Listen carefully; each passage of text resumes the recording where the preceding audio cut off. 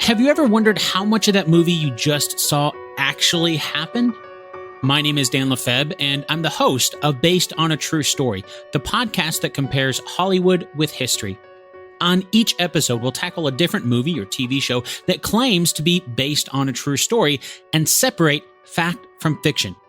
So when you're ready to learn how much actually happened, search for Based on a True Story in your favorite podcast app of choice, or find it over at basedonatruestorypodcast.com.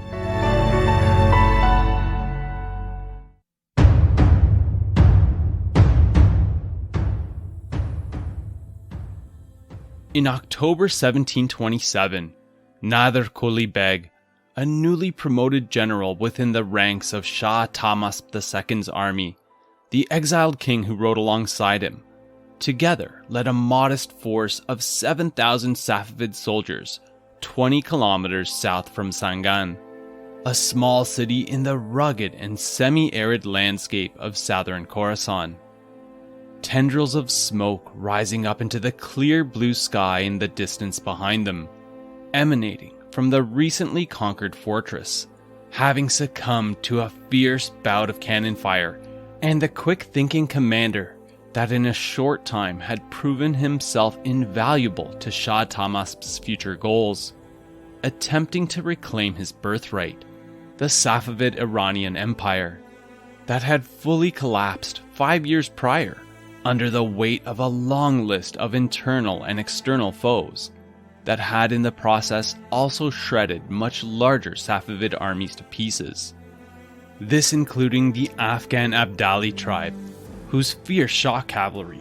arguably among the finest in all of Persia, had enabled them to overtake huge portions of the eastern Safavid domains, including the city of Herat, the base of operations from which they were spilling over into Khorasan. The Abdali, in response to the unexpected takeover of their fortress at Sangan,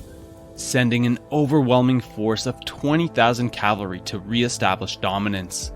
confident in their ability to run the Safavids over like grass, as they had repeatedly done in pitched battles over the past years, though failing to understand that this small Safavid loyalist army was quite different from the larger ones that had preceded it, with the majority of its troops, though relatively inexperienced, being infantry-based, armed with muskets as their primary weapon, and methodically trained in their use. And even more importantly, serving under this newly minted commander, the now 39-year-old Nadir, a former poverty-stricken youth turned soldier, turned warlord, and now general. A gifted veteran of countless smaller squabbles and conflicts, who visibly appeared as though he had been born for this brutal vocation, with an attitude to match. A man who cut an imposing figure with a tall, sturdy frame and full black beard, and a loud voice that commanded attention and obedience, who surprisingly hadn't called for a retreat upon learning that 20,000 Afghans were bearing down on their position, but rather, to the disbelief of all, he commanded his small army to move forward to meet the Abdali head-on, selecting an open landscape no less, typically a huge benefit for cavalry to overrun any infantry encountered. But Nadir was resolute in his conviction to make a stand in this place, with his officers and soldiers quickly learning that Nadir was intent on engineering the battlefield from that of a blank canvas into one that would accentuate their strengths, roaring at his soldiers to dig, shovels immediately breaking through dry ground to begin construction of lines of trenches and other earthenwork defenses to protect the infantry, with cannons positioned in the back,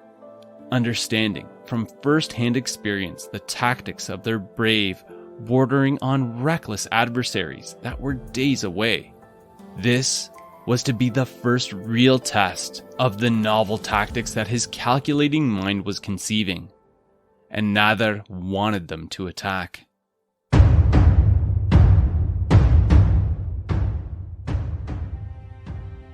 Welcome to the Warlords of History podcast. I'm your host, Mark Pimenta. Part 2 of the series delving into the astounding lifetime of Nadir Shah, the last of the great Asiatic military conquerors, in the spirit of Attila the Hun, Genghis Khan, and Emir Timur before him. A brilliant battlefield commander, regularly faced with overwhelmingly difficult odds and situations throughout his life, but that managed to overcome each, one by one, with unrivaled ferocity. A sentiment that fits exceptionally well understanding his lowly starting point, one of abject poverty and insignificance, through which he was subsequently hardened by his chaotic and unforgiving environment, driving him to reach for greater heights, heights typically reserved for those with a royal or god-ordained lineage. With Nadir slashing through these traditions to grow in stature and proceed to reverse the fortunes of 18th century Iran, salvaging it from internal and external threats, and later assume control of the Persian throne for himself, fashioning it into a terrifying militaristic state. However, before we go further into this episode, it's time for a quick shout out,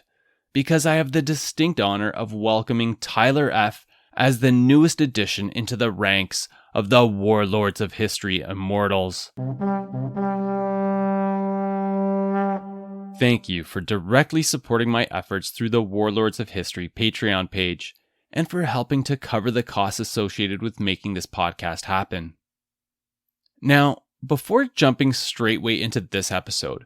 you may first want to give part 1 a listen, which will be extremely helpful to put everything into perspective in terms of what we'll be covering off here. But here's a quick little summary to help bring you up to speed or refresh your memory as to where we last ended up. In the last episode, we explored the history of Persia in the lead up towards Nadir's lifetime, and the turbulent environment surrounding his early days and exploits. A history steeped in instability and violence, particularly following the Mongol invasions of the 13th century, leaving Iran fragmented, with the pieces exchanging hands between those attempting to quell it into submission. These conquerors and warlords, however, failing to cement this into any semblance of longer-term nation-building. That ultimately, in the early 1500s, allowed the Safavid dynasty, through the spear tips of its formidable Qizilbash cavalry, to take charge of the lands that would become known as the Safavid Iranian Empire, doing what no one had been able to do in the preceding 300 years, ushering in a period of relative stability. An era that lasted for almost 200 years, into the late 1600s, facilitating upswings in commerce, trade, wealth, and cultural growth. Of course, though, far from being a completely peaceful time, creating some internal upheaval along the way, due to the long-standing policy of Safavid monarchs forcibly converting the populace to Twelver Shiaism,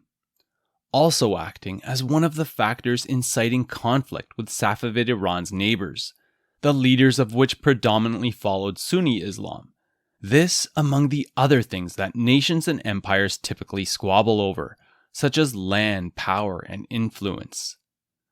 These including the Uzbek Khanates in the northeast, the Mughal Empire in the east, but none more powerful than their arch-rival, the Ottoman Empire in the west. Yet despite these challenges, also possessing less in terms of population and resources, economic and military might, especially when compared to the Mughals and Ottomans, the Safavid Iranian Empire fared quite well, thanks to a line of talented shahs, or kings, through the first 150 years of the dynasty.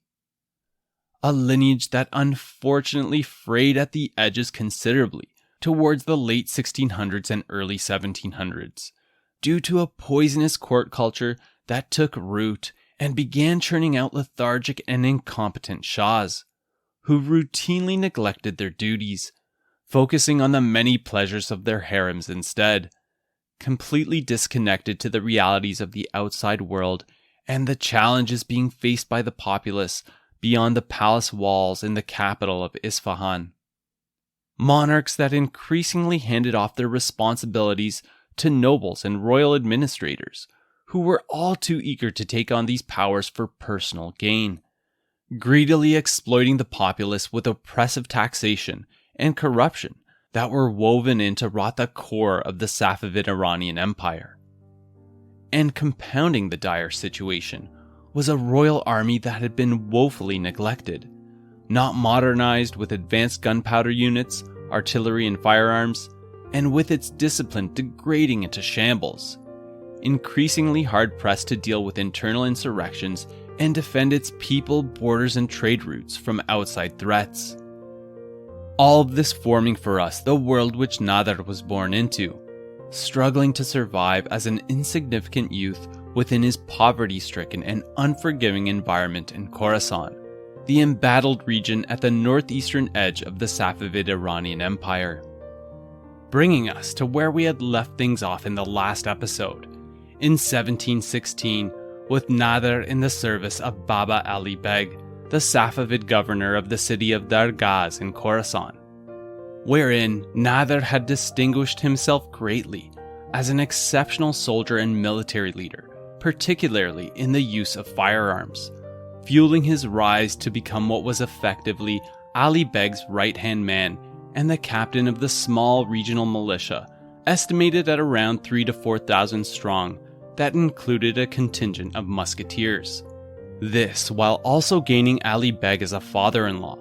along with increased recognition and some regional fame due to his successes thus far. Early signs of Nadir's strategic and tactical military brilliance, in particular being put on display in the defense of Dargaz against an Uzbek warlord known as the Fox, who descended upon the city at the head of 8,000 cavalry in 1714, with Nadir, although heavily outnumbered, leading his estimated force of 500 musketmen to play a pivotal role to quash the Uzbek incursion. And as a quick side note, I think that there's some additional credit that Nadir is owed here, because considering these early successes within the context of his austere upbringing, it's quite certain that he would have not been exposed to any type of formal education, much less military theory training. And although he may have learned some basics from his father-in-law Ali Beg during his tenure in his service, evident by his later many victories, often also faced by overwhelming odds, it appears that Nadir had a natural talent for this type of livelihood, learning, improvising, and adapting his tactical approach as he fought and gained experience in combat. And together with Ali Beg, clearly doing some things right in Dargaz and its surrounding area, because Dargaz was quite stable, being well defended by this capable duo. Though this is underscored by the point that Dargaz was just one small city and area within a much greater sphere of uncertainty, in the wider region of Khorasan that was racked with discontent and instability, a sentiment also applicable to much of Safavid Iran, especially at the edges of the empire. In large part, and as covered in the last episode, due to the ineffectual Safavid Shahs that ruled over the empire at this time, such as that of Shah Sultan Hussein, who occupied his hours with the intrigues and the pursuits of pleasure only found within the walls of the royal palace in Isfahan, severely neglecting the fighting readiness of the royal army and leaving the business of ruling and administrating the empire in the hands of others, prominent religious figures and nobles, sometimes even selling offices to the highest bidder instead of placing people into positions based on merit. A recipe that, and no surprises here, would eventually produce disastrous consequences for the Safavid dynasty. However, as the year 1716 dawned, the Iranian Empire nonetheless continued to limp along. And although plagued with issues and rebellions, this of course escaped the notice of Shah Sultan Hussein, who had no real understanding of the chaos that was about to take hold of his realm.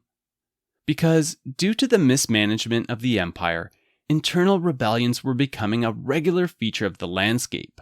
but nothing too serious that couldn't easily be stamped out.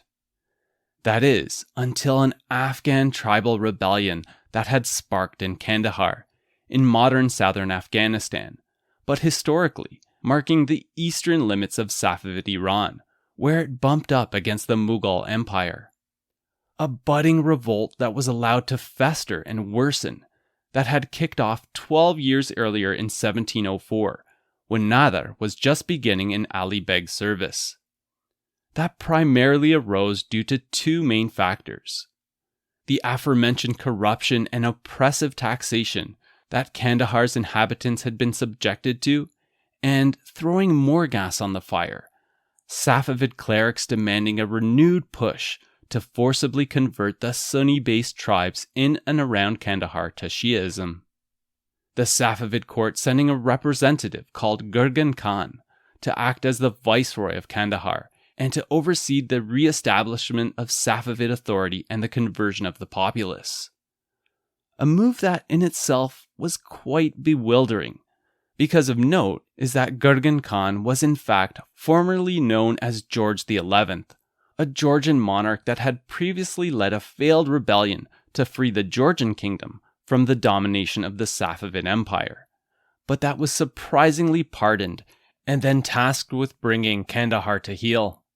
This, if nothing, demonstrating the dysfunction of Safavid politics at the time.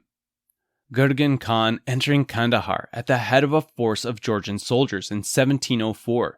to immediately take steps to crush the revolt, while commencing a ruthless and rather brutal approach to convert the Afghans to Shia Islam. So who exactly were these people that had begun a simmering rebellion in Kandahar? Historically, known as Afghans, the modern naming convention associated with this group would be Pashtuns, made up of many different tribes that are indigenous to southern Afghanistan and northwestern Pakistan,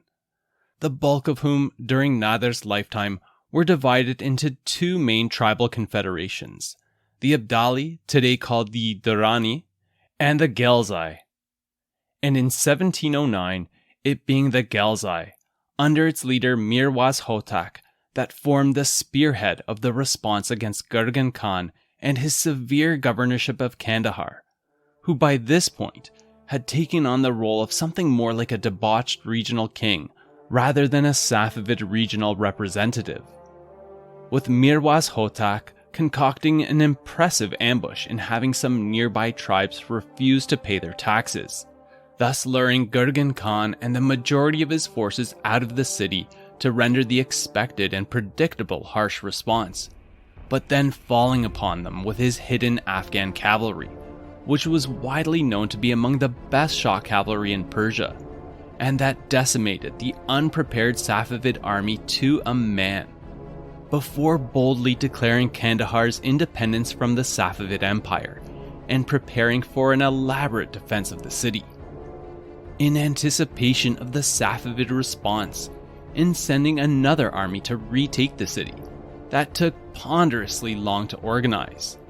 An estimated 30 to 40,000 troops finally marching out from Isfahan to Kandahar in late 1712 to set siege to the city, which held up remarkably well, with the Safavids unable to make any headway, and that a year in were forced to call off the siege in retreat, but then making the fatal mistake of dividing their army when marching back to Isfahan, using different routes, a mistake that Mirwaz Hotak keenly seized upon, sending his exceptional cavalry out to cut each retreating contingent to pieces. The original Safavid army reportedly reduced to a mere 100 souls that made it back to Isfahan, a complete and thorough disaster, but one that emboldened the Afghans to change their strategy from defense to offense, sensing that the Safavid realm was ripe for the taking. Aided by the understanding that the Safavid army, whose fighting readiness had been severely neglected by its careless monarchs, had lapsed to become a force of dubious morale, discipline, and overall quality, resulting in Mirwaz Hotak, at the head of his motivated Gelzai warriors, marching out westwards from Kandahar, deeper into Iran, to begin expanding his newly formed kingdom, an advance that saw a number of early successes, but that temporarily stalled in 1715, due to Mirwas's death. The unexpected successes of the Ghelzai, however, also emboldening the other large Afghan tribe, the Abdali, to try their hand at carving out a kingdom of their very own at the expense of the Safavids. In 1716, organizing an army of equally effective Afghan horsemen and pushing out from their lands near Kandahar, moving 600 kilometers northwest to conquer the city of Herat, and from there, looking to gain control of more Persian territories and cities, making incursions into southern Khorasan, and soon threatening the regional capital city of Mashhad. This event being one especially important to Nadir's story, because this would eventually result in Nadir being drawn into the wider maelstrom, but then cast into limbo. A sequence that began as the Abdali began inching their way into Khorasan,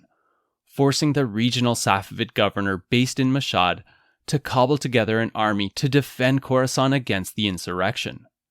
A force that included Nadir's father-in-law, Baba Ali Beg, who collected the majority of Dargaz's militia and marched them off to Mashhad, about 250 kilometers due south from Dargaz, while leaving Nadir in charge of things in his absence, along with approximately 500 troops.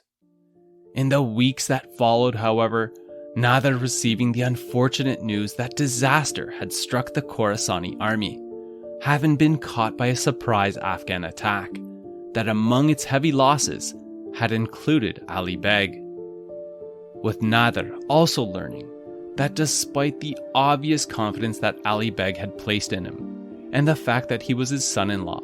that Nadir was not going to be permitted to inherit Ali Beg's governorship of Dargaz, largely owing to his insignificant lineage, and was instead required to accept a subordinate role under the command of the Safavid governor in Mashhad, who for now ordered Nadir to remain in Dargaz and maintain the defense of the city and its surrounding area, which Nadir successfully managed to do, despite having an extremely thin amount of resources at his disposal. Again, an estimated 500 troops at most, but given his obvious capabilities, steadily gaining more regional fame. Dargaz, as before, being one of the few locations along the eastern Safavid Iranian borderlands that was doing comparatively well under the guidance of Nadir, who was yet again proving himself to be a more than capable leader. In contrast to the multitude of precarious situations that were descending into potential empire-ending outcomes, which, to help put this into perspective, included all of the following by 1719. The Abdali Afghans in control of the city of Herat and parts of southern Khorasan, the Ghelzai Afghans, whose insurrection had previously stalled, but had recently been invigorated, gaining immense steam under Mirwas Hotak's son, Mahmud Hotak, who was not only in control of Kandahar, but had resumed their westwards push deeper into Iran's interior. Adding to this were the Uzbek Khanates to the northeast of Khorasan, seeing the opportunity of a land grab, and a huge rebellion that had popped up on the opposite side, across the Iranian Empire in its northwestern domains, an area called Dagestan, that today forms the southernmost tip of Russia. Lastly, to top it all off, were foreign nations, including Russia and the Ottomans, that started paying much closer attention to how Iran was quickly unraveling, making preparations and biding their time to enter the equation and carve out prime pieces of the carcass for themselves. Let's just say that things were not looking good for the Safavids at this point, with the worst still to come. Now, it's not as if the Safavids were completely powerless, and not trying to keep things from falling apart, with Shah Sultan Hussein finally popping his head over top the palace walls to survey the multitude of situations that had gotten way out of hand. However, the reality is that he was not only late in reacting, but also simply too ill-groomed and ill-prepared to deal with these unfolding disasters. Not to mention that the solid foundation that the Safavid Persian Empire had originally been built upon with loyal and capable administrators and military leaders installed to positions based on merit, that this was now in ruins. So much that most efforts made to address the many problems facing the empire went largely wasted. A notion that would again later become evident when a prominent Safavid noble by the name of Malik Mahmud Sistani was assigned to the regional capital city of Mashhad to take charge of the deteriorating state of affairs in Khorasan in 1719. But interestingly, not because he was incapable. In fact, far from it, because Sistani was a rather sharp and astute governor with a pretty good eye for talent, soon picking out Nadir among a handful of others for positions within his regional army. Though, as a quick side note, one area of exception in terms of his eye for military talent was, ironically, those he selected for its top tiers,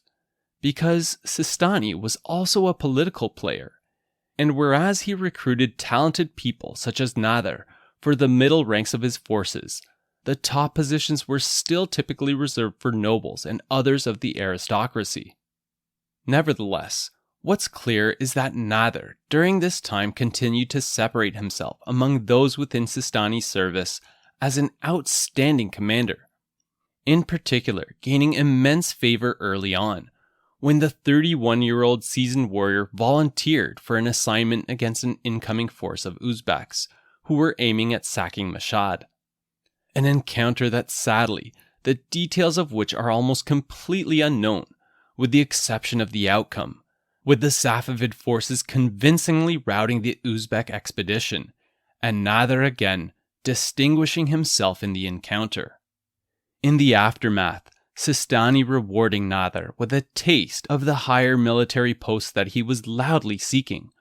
promoting Nadir to a more prominent position called Min Bashi, in command of 1,000 Tofangchi, the musket-bearing troops. Nadir taking on this role with zeal, laboriously drilling them into an exceptional group of musketeers, but also training them as an adaptive force that could also fight as Kizilbash mounted warriors, acutely understanding the underlying tribal roots of the men under him, many of which would have also belonged to the Afshar tribe as well, Nadir's tribal people. And over the next year into 1720, Sistani regularly calling upon Nadir and his contingent time and time again,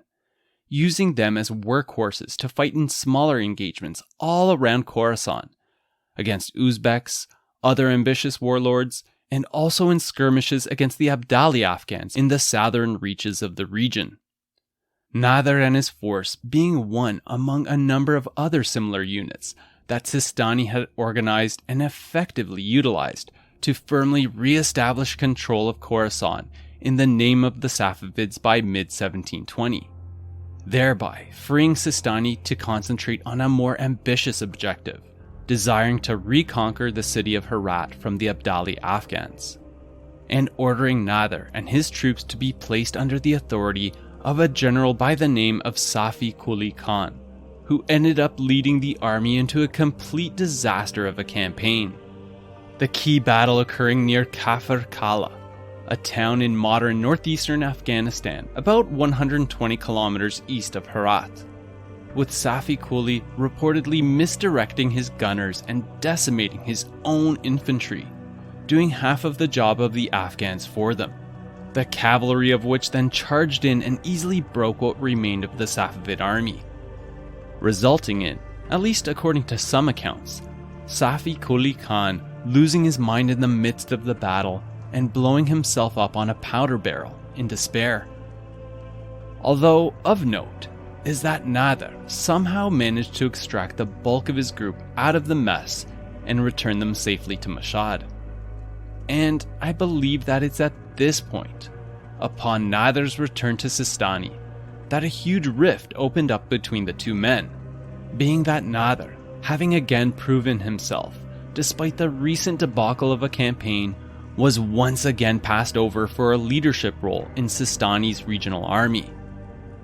The honor instead going to another unproven Safavid noble that Sistani was trying to gain favor with, with other historical accounts inferring that the new general may have also been a relative of Sistani.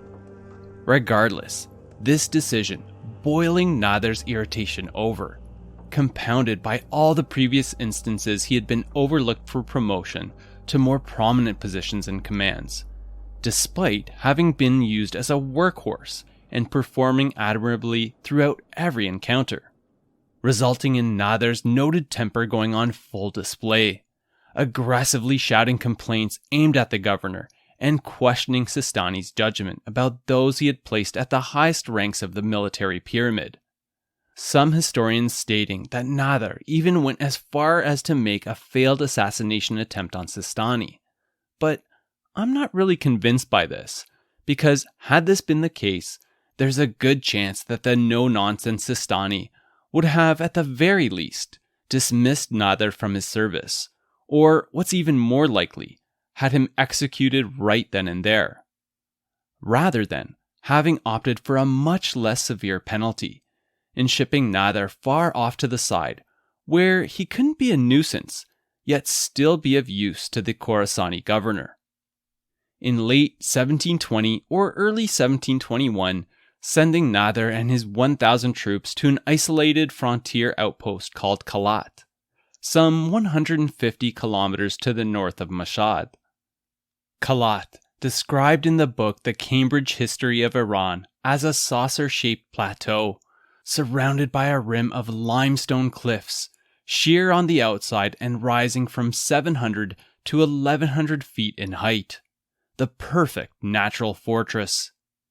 Indeed, out of the way and the perfect location for a small force to oversee and protect the northern frontier, but also withstand any potential attacks if assailed by much greater numbers. A decision that Sistani would come to regret, and that into the future would prove to be a huge source of headaches for him. Because in the months that followed, the rift between Nadir and Sistani widened into a full-scale split between the two men, triggered by Sistani, who, sensing that the way the wind was blowing, and believing the collapse of the Safavid dynasty to be imminent, took it upon himself to strike a deal with the Abdali Afghan leader, Mahmud Hotak, a deal wherein Sistani would be recognized as the ruler of an independent kingdom in Khorasan, in exchange for supporting Mahmud Hotak in his quest to topple the Safavids and replace them as the Shah of Persia. Being that, as mentioned a little earlier, Mahmud Hotak, now firmly entrenched in his late father's position, by December 1721 had managed to put together an impressive army of 54,000 Afghan warriors that marched out from Kandahar, aiming 1,600 kilometers west at the Iranian capital of Isfahan. Through early 1722, making impressive progress, quickly conquering city after city, setting up garrisons to maintain and protect its supply lines all the way back to Kandahar, with Safavid governors either surrendering without a fight or offering up little more than inept military responses. By March 1722, the frantic Afghan pace enabling them to reach a town called Gulnabad, a mere 20 kilometers from the walls of Isfahan. Mahmud Hotak arriving in the area at the head of his forward army of 20,000, mostly Afghan cavalry, since some of his original 54,000 troops had been garrisoned in the cities and regions they had recently overtaken, with some casualties also incurred along the way. The Safavids using this time to desperately scramble in a last-ditch effort to salvage the bleak situation, pulling together a large force estimated at 40 to 50,000 that had gathered at Isfahan. That Shah Sultan Hussein, while watching from the safety of the city walls, subsequently commanded out of Isfahan's gates, believing this to be his opportunity to crush the smaller Afghan army by virtue of his overwhelming numbers, but making the dire mistake of overestimating his army's strength and conviction, and underestimating the tenacity and bravery, bordering on recklessness, of the Afghan tribal warriors. According to eyewitness accounts as put forward by Ali Jalali in his book, Afghanistan, a military history from the ancient empires to the Great Game. Warriors so intent on victory at all costs that if an Afghan cavalryman attempted to retire from battle after an arm was hacked off, he would be ordered, under the threat of death, to return to the fray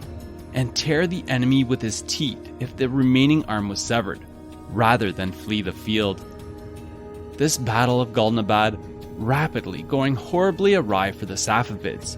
when the quick maneuvering Afghan cavalry had managed to inflict some rather severe losses on the Safavids during their early stages of the encounter, to the tune of 2,000 casualties. That amazingly, despite still outnumbering the Afghans by more than 2 to 1, caused the Safavid army to buckle and fold, clearly showing the lack of commitment, quality, and discipline that the Iranian army had fallen into, and that scattered in a disorganized retreat, enabling their swift pursuers to change the encounter from a battle into that of a slaughter, with some estimates stating losses as high as 15,000 Safavid troops slain, clearing the way for the Afghans to surround and set siege to the grand Iranian capital of Isfahan, the city that was commonly referred to as half the world, owing to its majestic size and scale. A siege that would turn into a horrific 6-month-long affair, wherein the Afghans tightened their noose around the city with an iron grip, starving its inhabitants into submission,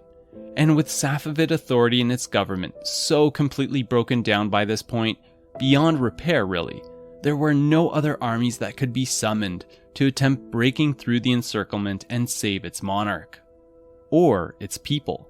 with more than 1 out of every 6 people of the city's 600,000 inhabitants dying due to famine, towards the end forced to eating whatever they could find: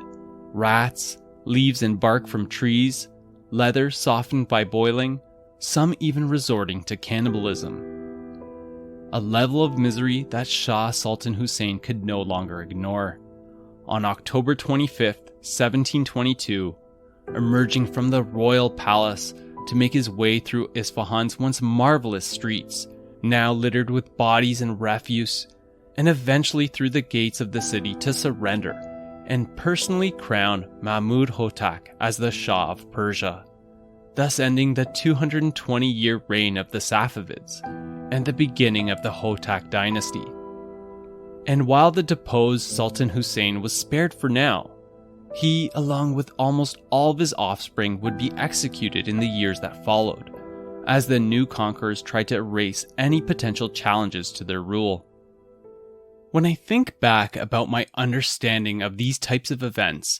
before more fully immersing myself into the study of history, I had always naively assumed that the conquering part would be the most difficult aspect of overtaking a kingdom or empire, which may have also been the assumption that Mahmud Hotak was operating under, because yes, he was certainly in power now, no question about that. But up arose another more important question, in terms of how he was going to rule Iran. A question with a more elusive answer, given the following considerations. 1. Because Mahmud Hotak was an Afghan, and although technically part of the Safavid Empire, for all intensive purposes, the Afghans were considered to be outsiders by the majority of all the most influential groups within Iranian society. These including the Turkic-speaking military elite, the Persian-speaking administrative elite, and those commonly referred to as the Third Force, the Ghulams, as mentioned in the previous episode, the slave soldiers originating from the areas in and around the Caucasus, that had since become an added layer to the highest military and administrative classes. The second factor impacting their future prospect for a lasting rule being that the Afghans followed Sunni Islam. Mahmud Hotak was not accepted as a legitimate monarch by much of the Iranian Empire, especially with Twelver Shi'ism now being so deeply rooted into the fabric of society. All of this meaning that the only way that the Hotaks could hope to hold on to power was through military force, a path that would prove unsustainable over the long run. because the Afghans only had so many troops that they could call upon, a finite amount of manpower at its disposal, while attempting to wrestle the entirety of Iran into submission, while also needing to ensure that their homeland of Kandahar remained secure. Demands that would ultimately result in their ambitions falling to a death by 1,000 cuts. Their manpower constraints thus preventing the Hotaks from conquering all of Safavid Persia in the years that followed, although they did manage to overtake quite a number of territories. And due to the lack of central authority, this period also being notable for warlords popping up all over the place throughout Persia, along with more concerning incursions from mighty foreign powers, in particular the Ottomans and Russians that jumped into the storm looking to take advantage of the chaotic situation. In fact, working together to do so, confirmed in an agreement called the Treaty of Constantinople, signed in 1724, splitting northwestern Iran between them, but also with the Russians, led by Peter the Great, conquering swaths of territory in northern Iran, in what would be called the Russo-Iranian War of 1722 to 1723, and the Ottoman Empire, led by Ahmed III, who invaded and acquired huge pieces of western Iran, pushing through all the way to the edge of the Zagros Mountains, which today forms much of the border between modern Iran and Iraq. Oh, and adding to the long list of problems the Hotaks were facing was an 18-year-old Safavid prince by the name of Tahmasp II, the son of the recently deposed Shah Sultan Hussein, who slipped through the fingers of the Hotaks and managed to escape Isfahan during the siege of the doomed city. Arguably the least of their concerns, given Safavid authority in Iran being in shambles.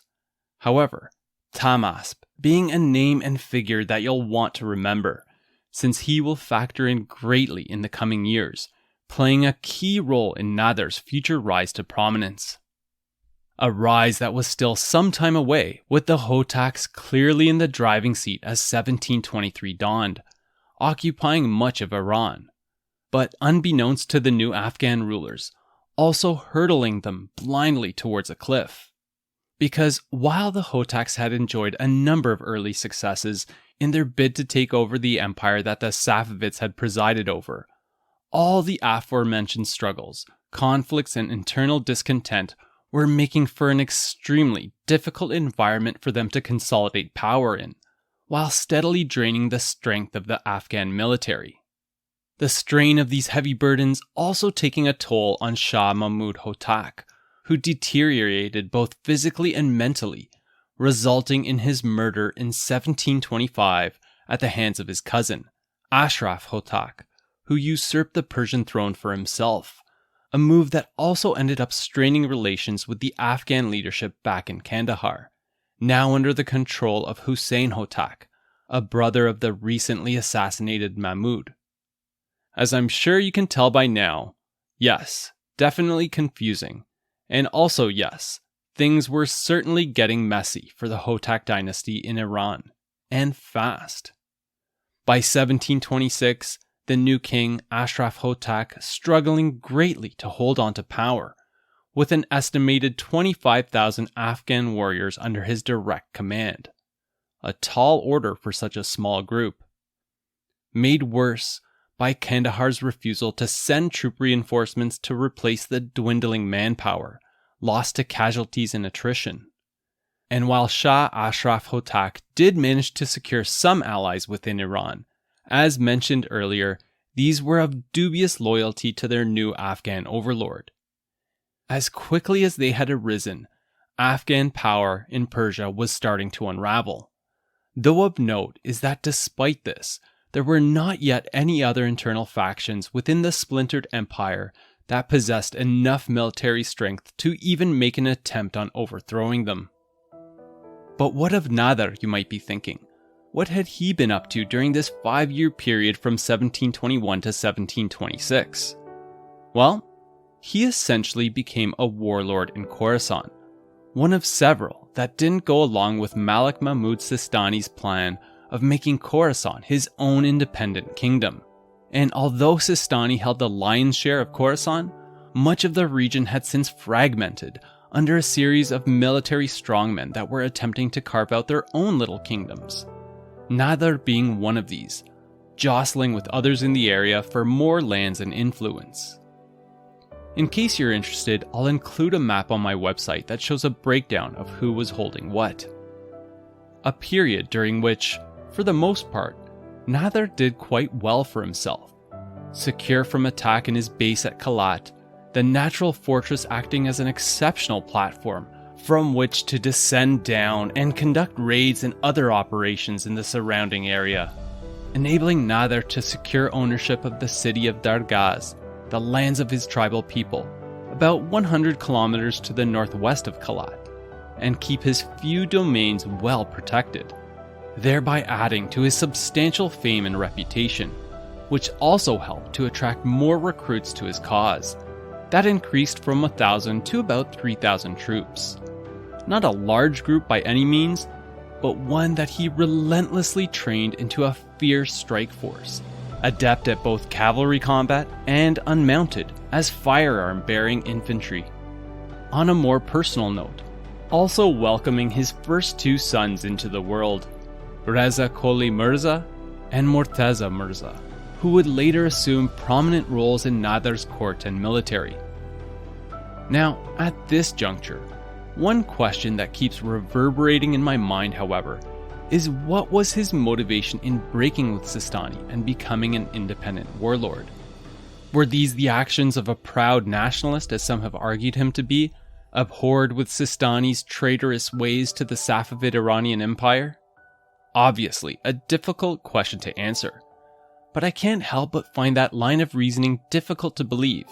in that, beyond some of his later actions that will clearly show his personal, insatiable appetite for more and more power, at the expense of anyone in his way, including the remnants of the Safavid dynasty, had Sistani granted Nadir the generalship that he so desired, it is entirely possible that Nadir would have then continued supporting Sistani and his independent kingdom of Khorasan, viewing this as his path to personal gain. Of course, this was never to be. Instead, landing us into a fragmented Khorasan, with Nader and Sistani situated as enemies, but at somewhat of a stalemate. With Sistani, although possessing an army 4 times larger than Nader's forces, reportedly around 12,000 soldiers, he was unable or unwilling to attack Nader at Kalat, which, even if he was able to successfully achieve, would have likely been ruinous to his army in terms of casualties. And Nader, with his small force, unable to do anything more than harass some of Sistani's possessions, while also fighting off the other surrounding warlords and the Uzbek raiders that, as usual, repeatedly tried their luck at siphoning off plunder all along northeastern Iran. Accordingly, at this point, I tend to doubt that the now 38-year-old Nader was wrestling with any notions of reviving the Iranian Empire. In my mind, this was still very much a fight for survival. And what Nader needed was a way to break the stalemate. The answer for which came into view in 1726, in the form of Shah Tamasp II, the aforementioned Safavid prince who escaped from Isfahan while it was under siege in 1722, who, since disappearing from the besieged capital, destined to fall to the Hotaks, later reappeared on the map far to the north in the city of Tabriz in northwestern Iran, where he proclaimed himself Shah of the now defunct Safavid Iranian Empire, gaining lukewarm support from some of the people in the area, including the Kizilbash, who may have had their reservations about what the Safavid monarchs had become, yet still preferred this to Afghan rulers, who in their eyes held no legitimacy at all. Tahmasp, again, gaining some support, but only being able to gather a relatively small army, estimated in the mid-thousands at most, not nearly enough to stand his ground against the 3 biggest threats facing Iran at this time. As mentioned earlier, the invading Ottomans and Russians that were taking over and splitting northwestern Iran between them. The Russians also pushing further into north-central Iran, which forced Tahmasp to lead his troops 500 kilometers southeast to the city of Qazvin. And of course, the new rulers of Persia, the Hotaks, who saw the reappearance of this Safavid renegade as a direct threat to their existence. As a result, sending an army to stamp out the self-proclaimed king, who was again forced to flee from the chasing Afghan army. Tahmasp, left with few viable options, in 1725 opting to lead his army eastwards, across northern Iran to the city of Astarabad, today called Gorgan, situated near the southeastern tip of the Caspian Sea. The city and lands under the sway of a warlord by the name of Fath Ali Khan of the Qajar clan, who, for all appearances' sake, asserted himself to be a firm Safavid loyalist, welcoming Tahmasp into the region while promising substantial military aid, including a huge force of Qajar warriors to help the outcast Shah regain his empire. With this significant contribution, the Safavid army count increasing to about 20,000. Tahmasp and Fath Ali Khan then aligning on the initial steps forward towards this lofty goal, deciding it was too soon to attempt liberating the heart of Persia, instead looking towards the neighboring region of Khorasan, wagering that in conquering these lands and wresting them from the control of Malik Mahmud Sistani and the other warlords therein, that this would allow their ultimate goal, the reconquest of Iran, to gain momentum, while rallying allies to their banner. Thus bringing us to the fateful point at which Nadir became linked with Shah Tamasp, who together with Fath Ali Khan began marching their army through Khorasan in early 1726 en route to the city of Mashhad. As expected, some of the independent regional warlords and some previously allied with Sistani bowing to Tahmasp, given the sizable army at his back, with Nadir being among the most noteworthy, viewing Tahmasp's arrival on the scene as his vaulting point to elevate his stature, and throwing all his available support behind the throneless monarch. This being a contribution of roughly 3,000 exceptionally trained and disciplined warriors added to the Shah's army. Tahmasp, in return, rewarding Nadir with a high-ranking position within his army that by this point had swelled to 30,000 troops. This large force proceeding to march unopposed through Khorasan and lay siege to the city of Mashhad by the early autumn of 1726, where Nadir's adversary, Malik Mahmud Sistani, was holed up. And while we have a good idea of the size of Tahmasp's army, now bolstered by Fath Ali's and Nadir's contributions, as mentioned totaling approximately 30,000, unfortunately sources don't provide much detail as to the number of defenders that Sistani had behind the walls of Mashhad, although it appears that a great deal of attrition had occurred to his available manpower, with a number of the alliances he had built unraveling, changing over, or disassociating with Sistani in view of the Safavid army that had entered the region. Sistani's count dwindling down from about 12,000 to maybe somewhere in the realm of 3,000 to 5,000 defenders, significantly smaller than what the Safavids were fielding. However, still, a defending contingent sufficient for holding off a larger army for a considerable period of time, especially since Tahmasp only had a handful of artillery pieces that could be used for battering Mashhad's fortifications, and he didn't want to risk heavy losses by storming the city, meaning that it was anticipated that this would turn into a long-winded siege.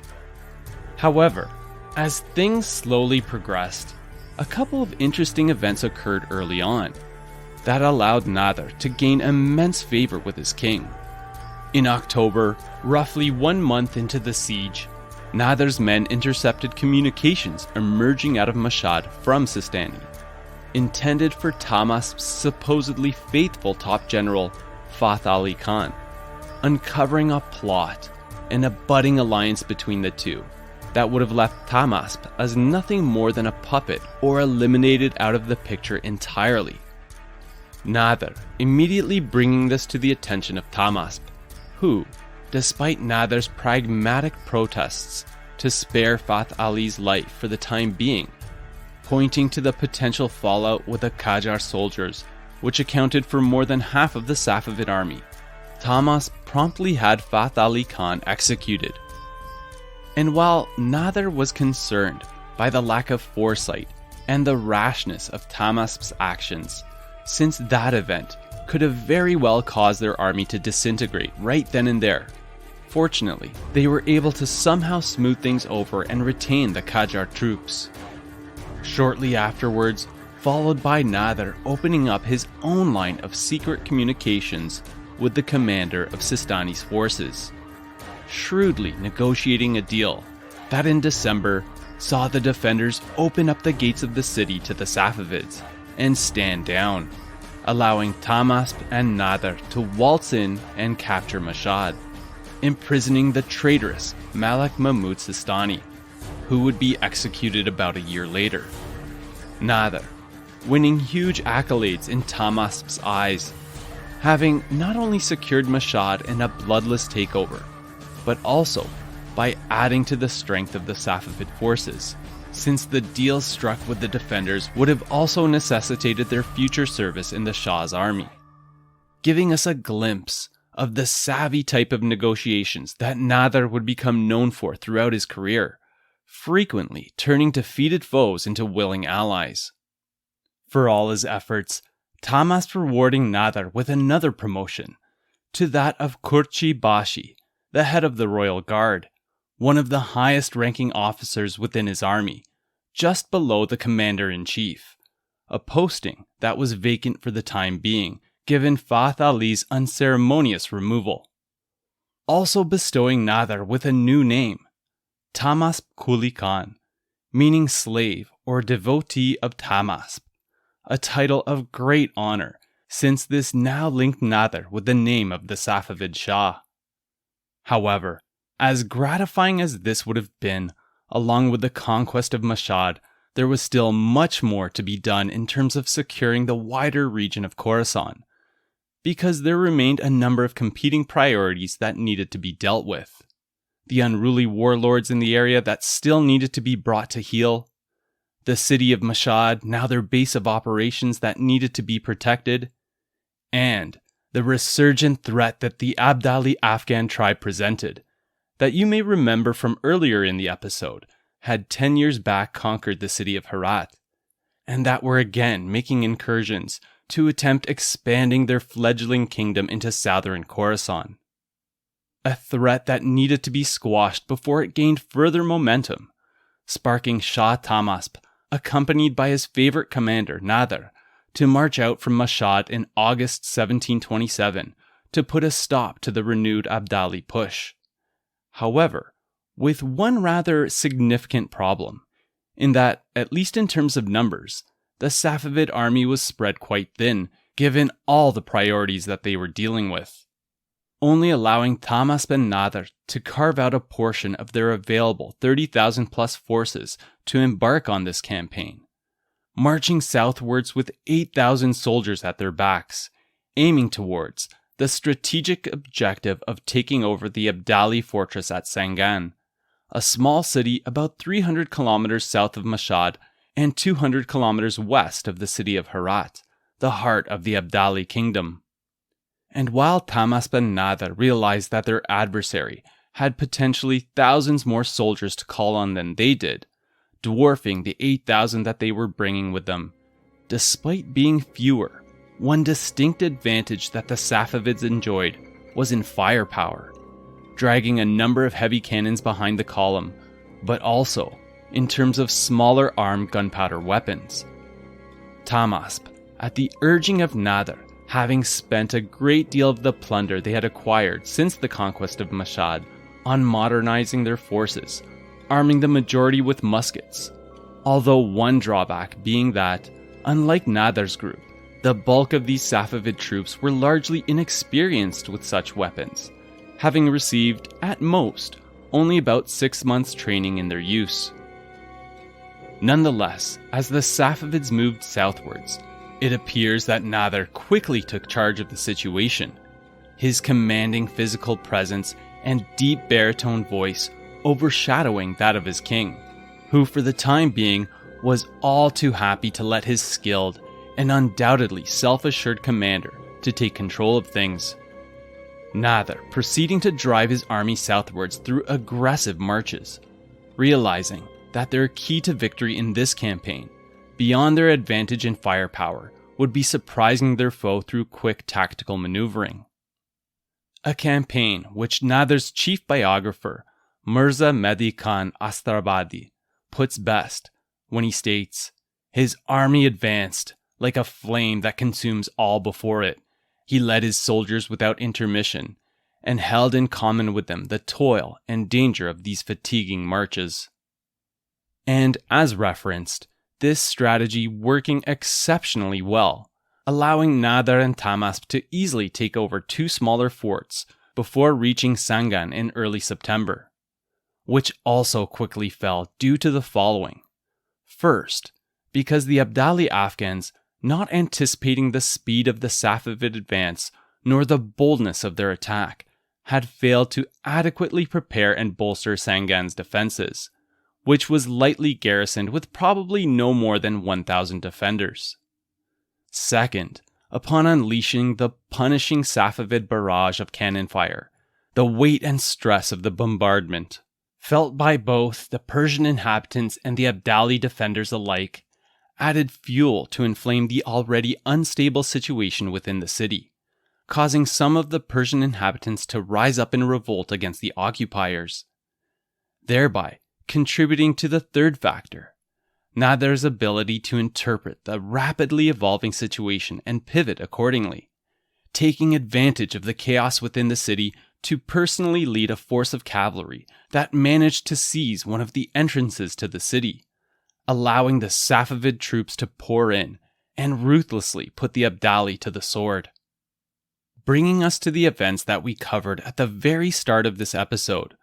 shortly after this victory, with Safavid scouts bringing urgent news to Nadir and Tahmasp in the days that followed, reporting that a large Abdali army, 20,000 strong, was en route from the south, approaching Sangan to recapture the city,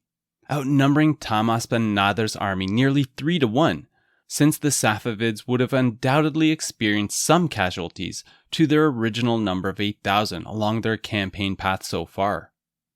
Now, at this juncture, it's worth noting that this is a response that would have typically forced most commanders to beat a hasty retreat in the face of such overwhelming odds. But Nadir wasn't like most commanders, and instead of moving back, unbelievably, he led his troops forward, intending to take the Abdali head-on, blocking their passage to the city in what would later be called the Battle of Sangan. That occurred near a small village 20 kilometers just south of the city, Nadir preferring this relatively open landscape over the fortress in Sangan, which had been heavily damaged by his artillery. Wait though, open lands, you might be wondering? Won't this work to the Abdali's advantage? Especially considering that the approaching Afghan foe, beyond outnumbering them greatly, clearly excelled in cavalry-based warfare? And yes, I was thinking that as well. But interestingly, Nadir wanted them to attack. His strategic military genius on full display, having designed the battlefield to enhance his army's distinct advantage in firearms. With the Abdali forward contingent consisting of 8,000 more traditionally armed cavalry, upon arriving in the area in early October 1727, finding a force of 7,000 Safavid troops awaiting their arrival, and arrayed as follows. The bulk of their soldiers, 4,000 Safavid infantry brandishing muskets, situated in newly dug trenches surrounded by earthenwork obstacles, presumably with several artillery pieces set up behind them as well. 2,000 reserve musketeers under Shah Tamasp's direct command, positioned out of view far off in the background, and finally, Nadir, personally leading a hand-picked group of cavalry that numbered somewhere between 500 to 1,000 to be used as a roving strike force. And while 12,000 more Abdali troops were mere days away approaching Sangan, It was their forward group of 8,000 cavalry who found the Safavids assembled as mentioned. However, instead of waiting for the rest of their army to arrive, the impatient Abdali commanders apparently found squashing their opposition too attractive of an opportunity to resist, expecting to run them through easily,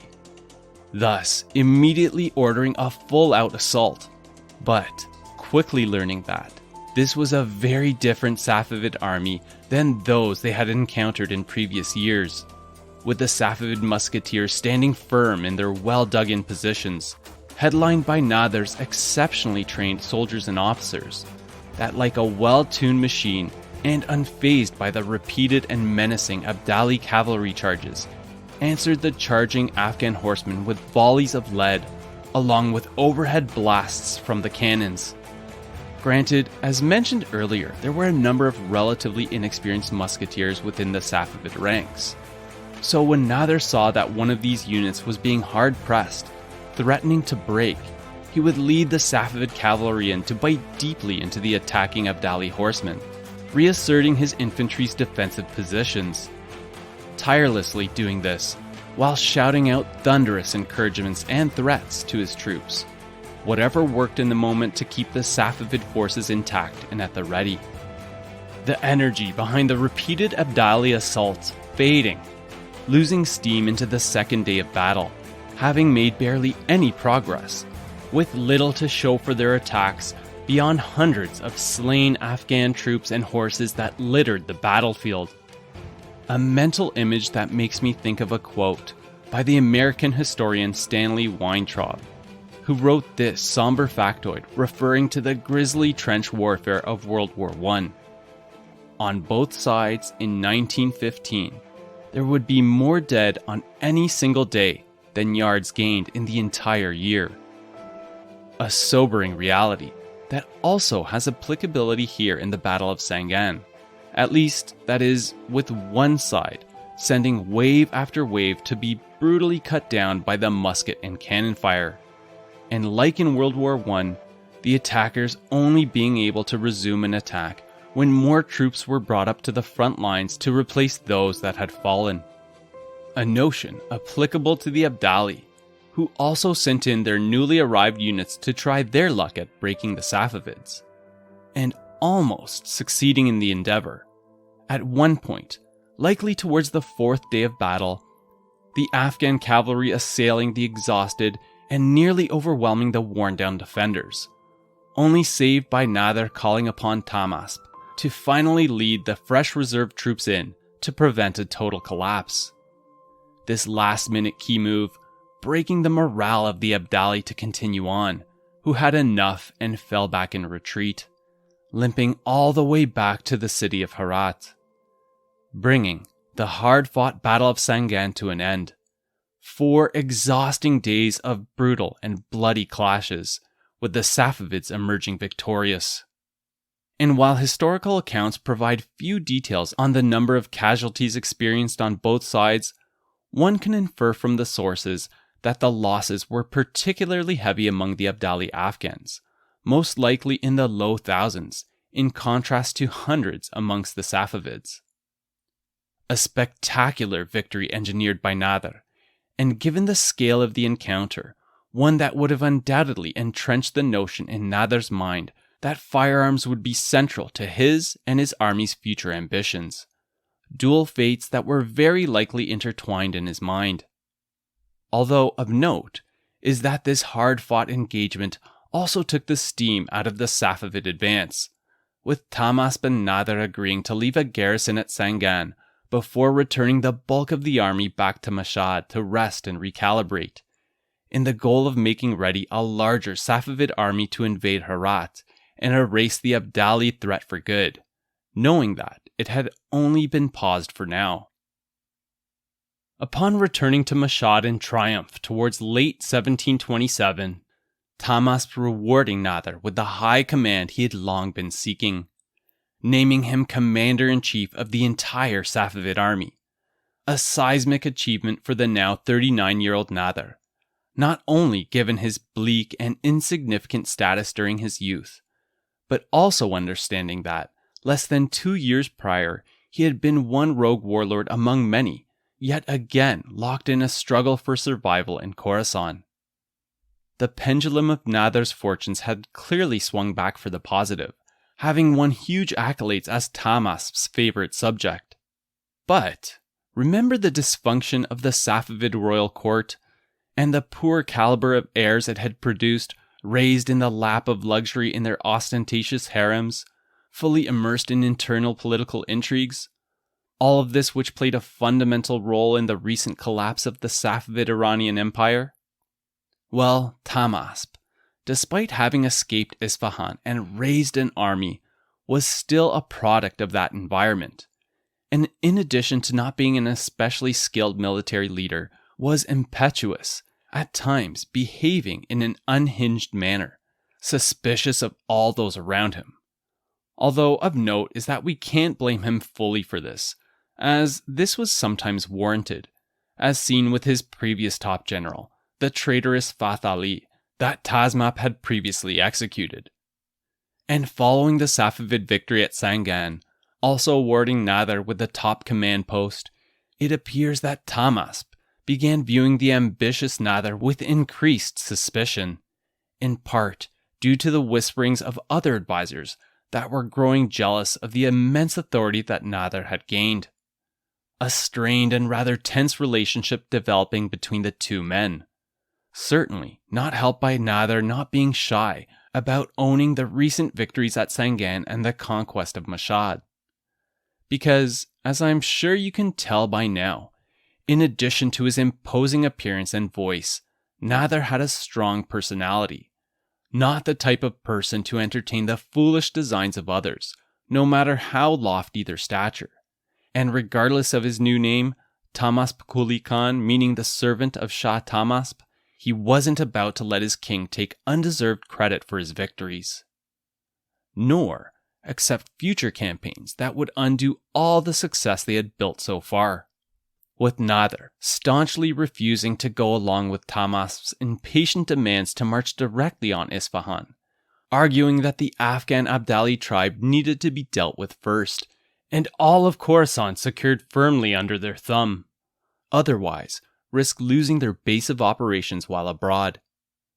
Nadir's reluctance to bend to the will of his Shah, quickly inflaming the tense relationship between the two men, that would in short order ignite into open hostilities.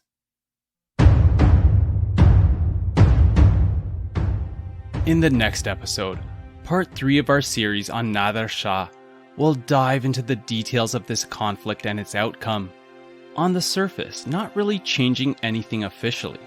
Tahmasp still reigning as Shah of Iran, of a Safavid government in exile, and Nadir retaining his subordinate role as the commander-in-chief. But underneath this shroud, turning the dynamics between king and general completely on its head, affirming Nadir under no uncertain terms as the real power behind the throne, and Tahmasp as his puppet. By his own hand, unfettering Nadir from the figurative royal handcuffs, and bestowing him with practically no restraints to begin reshaping the Safavid army into a frighteningly fierce and dynamic force. And most importantly, loyal to Nadir alone. Including merciless training and drilling, modernization and innovations in the form of an elite class of musketeers, called the Jazayirchi, that would become the central core of his formidable army. That Nadir puts to devastating use to tame the entirety of Khorasan before finishing what he had started with the Abdali Afghans, freeing him to then lead the Safavids against the current rulers of Iran, the Hotak dynasty, presiding over a series of brilliant battlefield victories in an amazingly short period of time, restoring the Safavid dynasty to power in 1729. But of course, with Nadir firmly holding the reins in the background. This and more to come in the next episode of the Warlords of History podcast. If you want to support the podcast, there are many ways you can do so. You can tell your family and friends about the show. please rate, review, and subscribe on whichever platform you happen to access the show on. You can follow the podcast on Twitter, Instagram, or Facebook. And lastly, you can head on over to the show's website, warlordsofhistory.com, where I'll include some additional info, like images and maps pertaining to this episode for your viewing pleasure, and where you can also reach out to me with any thoughts, questions, or suggestions for improvement. I would love to hear from you. Thanks for listening, and I hope you enjoyed the episode. Theme music from audionautics.com.